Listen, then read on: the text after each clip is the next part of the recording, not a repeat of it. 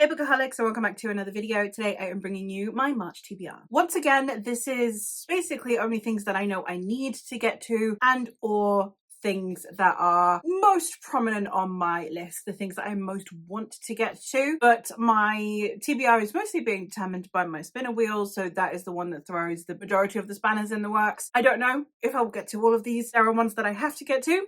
The rest, I can hope, is basically the plan. So let's get into the books and see what I'm planning on getting to. The first two books that I have are rollovers because for once in my life, I am not letting the months determine my reading speed. So I am not doing a massive cram at the end of the month so that I can get everything into a nice neat TBR or a nice neat wrap up. So I've got some rollovers. And the first one is the consistent rollover we've had for this year, so I won't talk about it very much, but I am still reading Leviathan Wakes by James S.A. Corey. This is one that I am buddy reading with my husband. We haven't got that much long left, but I feel like it will definitely at least take the entire month of March still to finish this, if that. So I'm not marking the pace for this one. I've said it many times, so it'll get finished when it gets finished. And the other one that I'm rolling over is Labyrinth's Heart by M.A. Carrick. This was actually a priority read for me in last month in the sense of it was a book I really wanted to get to. It didn't fit any of the spinner wheel prompts, and in the background of the spinner wheel I've been doing specific vlog projects, so this one just kind of got put on the back burner. I will be continuing though, and I'm very excited too. This is the last book in the Rook and Rose trilogy. I have been loving this series. I've given the first two books 5 stars. I expect nothing less from this one. I am currently on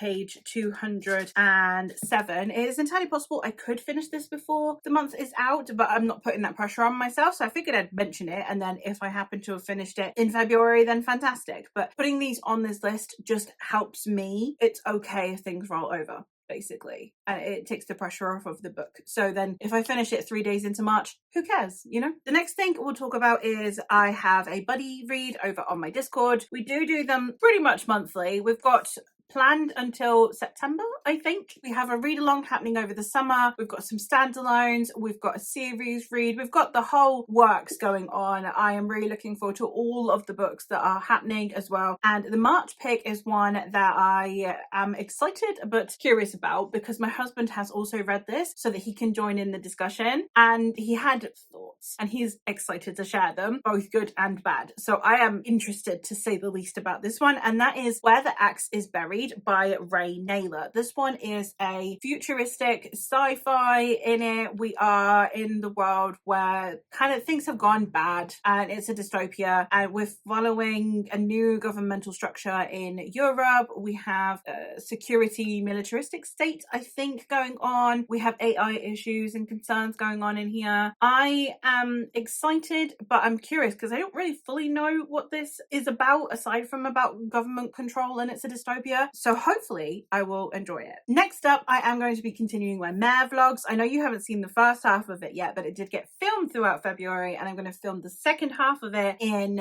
March. I did say that my Mare vlogs would be in 2 parts because she chose a full series for me along with some books to read separately. So this is going to be the series vlog, and I'm sure that several people I know are going to be very happy this one's going on the TBR because I am reading Ghoul Song by Shauna Lawless. This is an Irish mythology meets Vikings story. It's a historical fantasy set in medieval Ireland following the invasion of the Vikings, but with the presence of the Celtic gods. So I am very curious to see how I'm going to fare with these. I do have Irish ancestry. I mean, doesn't everyone? But I have a very immediate Irish ancestry. I'm very excited to see and explore the history of Ireland. It's something I've always been interested in. So yeah, the books are The Children of Gods and Fighting Men, The Words of Kings and Prophets, and The Land of the Living and the Dead. I know that this is multi-POV epic fantasy with, again, like history and mythology woven in. I don't know a huge amount more about it. I know there are female characters in there that people have said I'm going to love, but I'm going in blind. I'm going in just on the pure basis that this is historical fantasy set in Ireland. That was enough to sell me. And thankfully, the announcement for the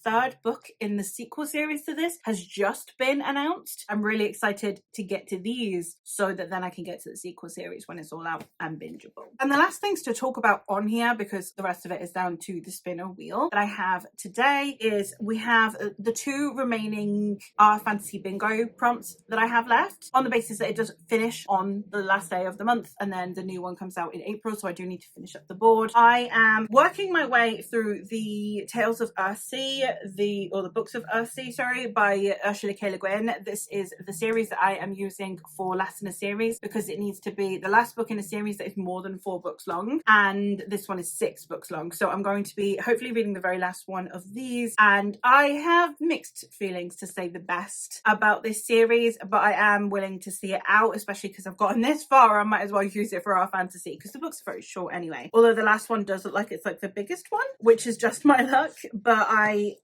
mean, I don't dislike them, I just don't really like them.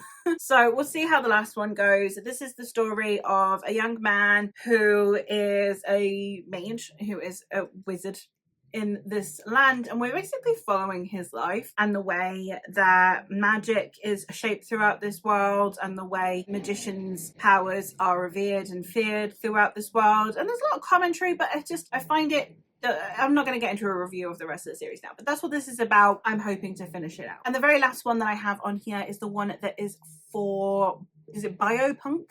I think it's Biopunk. I am excited to give this one a go, because this one's an older one. I hadn't heard of it before, but it was listed on a list that said that these counted for hard mode. So, okay, let's go. We have Dreamsnake by Vonda M. McIntyre. And this one is apparently a far future post-apocalyptic Earth. A young healer named Snake travels the world healing the sick and injured with her companion, the alien Dreamsnake. But she is being pursued. I don't know a huge amount about this, but it looked like it counted, and out of all of the options that I had available to me, this one did look the most appealing, especially because I did make the Fantasy Bingo card a little bit harder for myself, because I have decided that I'm reading exclusively women and non-binary authors for this card. Anyway, I'm looking forward to reading this book. I'm looking forward to finishing Earthsea, mostly just so I can have Earthsea finished. It's been on my currently reading on Goodreads for about a year, because I've got the bind up version. So I read a book every few months. According to Goodreads, I have been reading this book for a really long time. So looking forward to having this one off my TBR. I'm looking forward to hopefully finishing Leviathan Wakes, and definitely finishing Labyrinth's Heart. I'm very curious to see where the axe is buried and how that's going to go. I have been so excited to get to Goal Song. So hopefully I will love it just as much as I'm anticipating. And then yeah, Dreamsnake sounds like it's going to be a fun one. So we'll see how I fare with this TBR. Let me know what is on your TBR for March. Let me know what you're planning on reading. If you are partaking in our Fantasy Bingo, how many of you got left? I'd be curious to know. But yeah, that is all from me for today. So thank you ever so much for watching, and I will hopefully catch you in another one soon. Bye.